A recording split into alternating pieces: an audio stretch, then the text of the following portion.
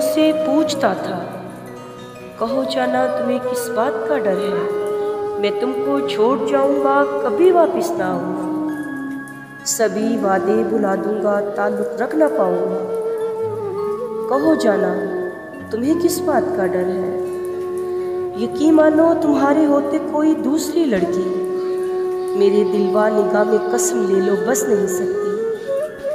کہ جب تک سانس چلتی ہے تمہیں میں کھو نہیں سکتا، کسی کا ہو نہیں سکتا۔ بڑے دعوے وہ کرتا تھا، نہ جانے کیا کیا کہتا تھا، میں اس کے طلسمی دعووں کی ڈوری میں الجھ کر خود ہی اپنے آپ کو فراموش کر بیٹھی، مگر ایک دم جرت بدلی تو مجھ سے کھو گیا سنگ دل، کسی کا ہو گیا سنگ دل، وہ جس کا دل میرے دل میں دھڑکتا تھا، وہ جس کو ایک پل میرے بنا جینا بہت دشوار لگتا تھا، جو میری روح میں ہی سانس لیتا تھا، بدلتی رخ میں یوں بدلا کہ پھر کوئی بھی دعویٰ یاد اس کو رہ نہیں پایا، محبت کے سفر میں ایک دم سے راہ بدلنے کی وجہ وہ کہہ نہیں پایا۔